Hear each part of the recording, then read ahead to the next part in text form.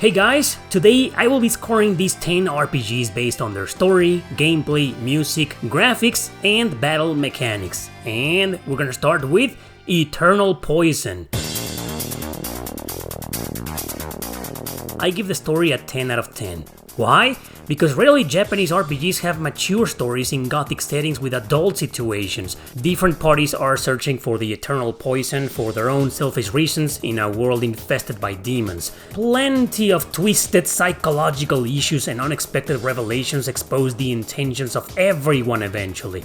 This is a really well-written narrative. Gameplay, leaving the battle system aside, is unfortunately a 7. The town is fine with stores, talking to people, recruiting allies, etc.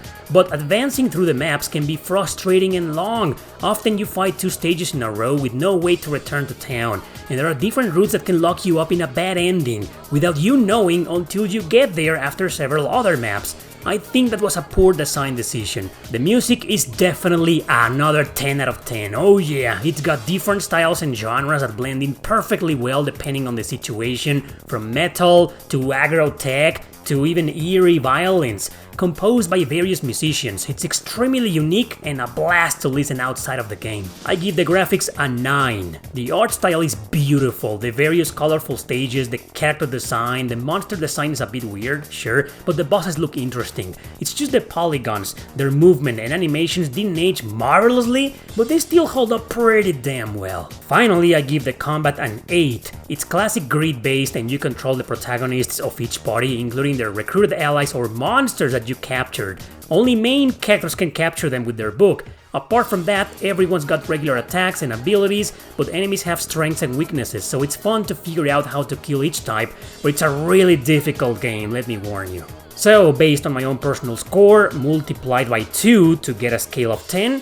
this game is an 8.8 out of 10. I'm probably the only person on the internet who ranks this game this high.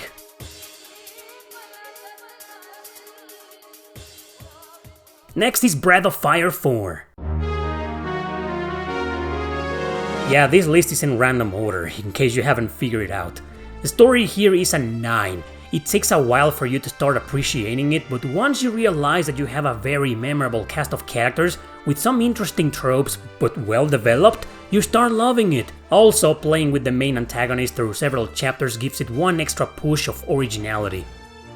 Gameplay is an 8. It's classic town to town with an overworld, but it's got random encounters. The rate is weird, high sometimes, low sometimes, and the freaking camera forcing the isometric view can be quite annoying in some towns or areas. Everything else is fine though. Music is also an 8. It's beautiful, full of ancient folklore and lore tunes, but that's what makes it so unique. There's just something mystic about it that entices you to pay attention to it while you're playing. Graphics are definitely a 9. The game's got one of the absolute best pixel art of its era, with character animations being extremely detailed and very appealing.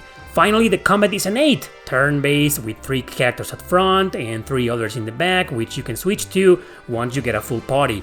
That was a great idea for its time, but the fighting per se is just average menu-based combat with basic commands and unique abilities for each characters. But yeah, Ryu transforming into a dragon is badass here.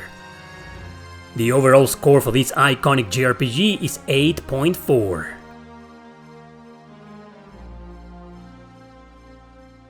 Moving on to Octopath Traveler 2. The story in these games is a solid 9. Sure, some characters are tropey and weak, but most of them have a compelling arc, extremely well written and intriguing. You just can't wait to know how each of their chapter ends or what's gonna happen next. Gameplay is a 9. It's a blast to explore around with the unique abilities of each character to pickpocket or duel or gather info, etc. And you never get tired of the traditional style of going from town to town with different overworlds out there.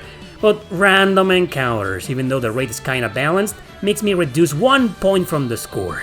Music is a 9 as well. It's got a bunch of absolutely killer tracks, very worth listening to outside of the game. but I felt that about half of it, while still great, wasn't that special. Agnia was my least favorite character, but she's got the best music theme in the entire game. Graphics are a 10. I'm a die-hard fan of the HD 2D graphics and they simply look beyond beautiful. Perhaps because I'm an old gamer who grew up with the 8 and 16-bit eras. This style certainly makes me reminisce visually, but everything looks detailed, gorgeous, absolutely incredible. Combat is a 9. I love it, it's addictive. Abusing the system to exploit enemy weaknesses is awesome, breaking the shields of bosses feels satisfactory, and boosting a character's turn makes you feel overpowered in a brutally difficult game such as this. It's grindy, yeah, it's hardcore, yeah, but it gives you everything to overcome the challenge. Final score of this game is 9.2. Masterpiece. Next is Sword of the Vagrant. Story here's an 8. It's quite a short game about the mercenary Vivian. She wants revenge while looking for her missing sister, but she ends up being forced into a cruel pact with a witch to do her bidding. So the adult themes and dark fantasy elements and the character's personality give it a strong boost here. Gameplay is also an 8. It's an action RPG where you visit different towns, but the overworld are basically areas in a Metroidvania style. So exploration is encouraged because you'll find tons of treasure and money that'll serve you well, as this is a pretty challenging game. Music is a 9. A few themes, especially in the dungeons, areas or boss fights, are total bangers here, but there aren't that many to choose from or praise, to be honest. Nothing, however, takes away the fact that it's still an incredible OST. Graphics are also a 9. This is inspired by Vanillaware games like Odin Sphere and Dragon's Crown. The fan service is exaggerated and over the top, but the colors, the faces, the expressions and the animations are beautiful, and the backgrounds in towns, areas or dungeons are just visually stunning. Finally, I give the combat an 8. It's hack and slash in 2D, and you've got different combos depending on the direction you fight. It feels great and satisfactory to destroy enemies, and the bosses can be quite creative sometimes. Final score for this hidden gem is 8.4. Highly recommended.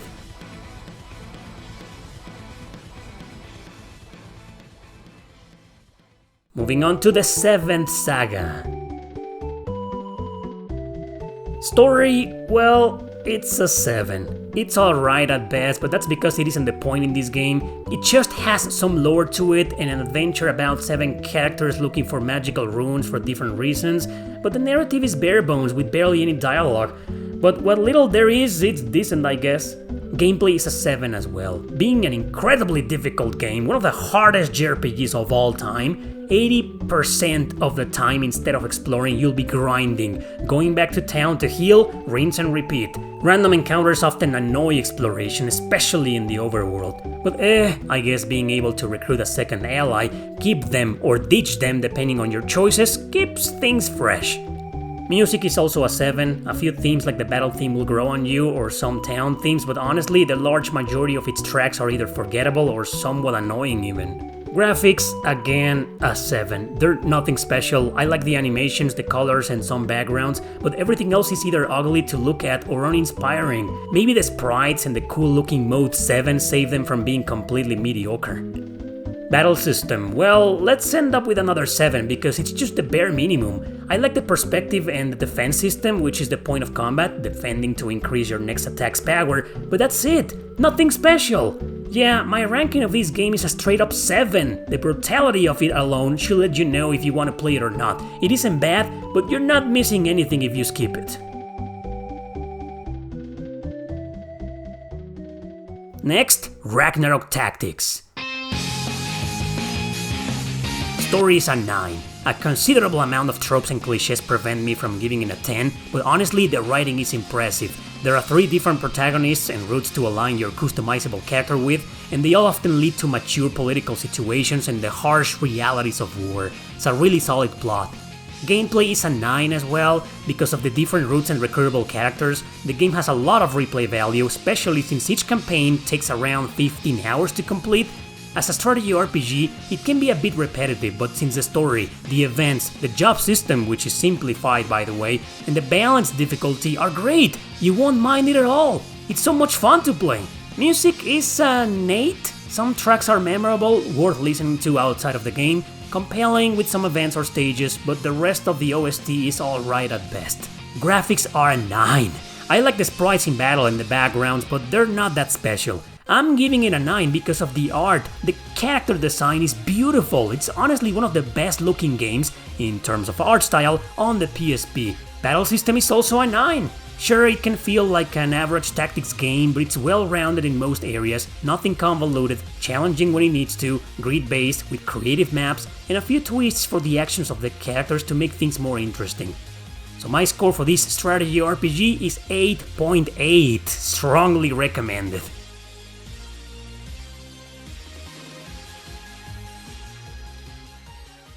Moving on to Shining Tears.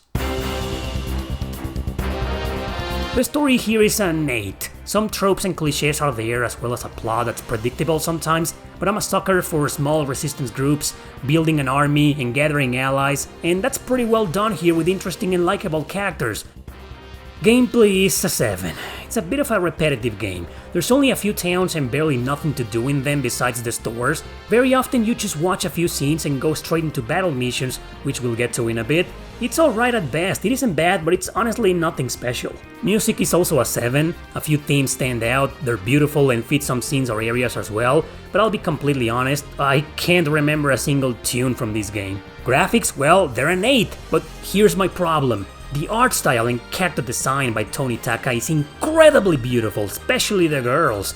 I'm a big fan, man. He's one of my favorite JRPG artists of all time. But the in-game graphics are okay at best. Pretty looking, but with chibi characters, and well, it just looks really low budget, just not in a bad sense.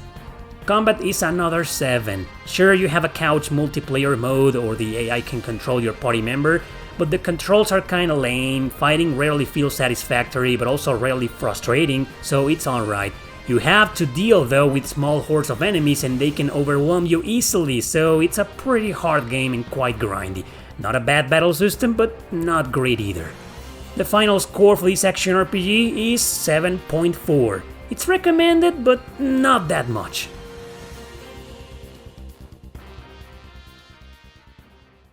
Shan Yuan Sword 7. I'm gonna give the story an 8. A young warrior gets caught up in the middle of a war while trying to restore his dead sister from a ghost to a tangible body. It's medieval, folkloric ancient Chinese fantasy, but its small steampunk elements and design blend in pretty well. Characters are a bit tropey, but interesting nevertheless. Gameplay is another 8. It's a bit open world-ish, but not really, although the exploration is classic with areas and dungeons between towns. It can force you to backtrack a bit until you unlock quick travel devices. No random encounters exist and you don't fight that many monsters, so it isn't as tiresome as many other action RPGs. But yeah, often the puzzles can drive you insane if you don't think them through like you should. Music is a 7, it feels more western-ish than anything, but with many themes that really transport you to ancient China, so it's fine, but you probably won't listen to it outside of the game. Graphics are an 8. They look incredible, almost AAA, but they can get a bit bland and boring in some areas. Technically speaking though, the realistic nature of the game embellishes nearly everything, especially natural areas like forests. It's a really good looking game despite some lame frame rate issues in some areas. Battle system is a solid 9. It feels amazing to hack and slash the heck out of everything, so controls are responsive and satisfactory. It's quite challenging, almost to a Souls-like level, but fast-paced. And eventually, you get 2 allies with an AI that gets the job done. I think combat is the best part of this game. So, my final score for this action RPG is a straight 8. Great game? Definitely recommended.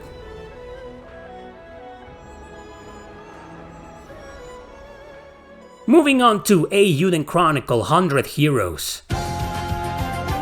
The story in this game is an 8. It's good, interesting, with some twists here and there, including a decent cast of characters, but I have to take 2 points out because the translation was altered, and for the first half, it tried so hard to be Suikoden 2. The second half easily made up for it, but it's still not a super fantastic story or anything. Gameplay is definitely a 9. Traditional style with towns and areas, random encounters, but the rate is pretty low, annoying puzzles out there, sure, but it still has the addicting magic of recruiting tons of characters, with a guide of course, and it's done right, with no missable characters, not after the game was patched thankfully, but forcing you to play through 10,000 minigames to recruit some of them was a pain in the ass, and that's why it isn't a 10.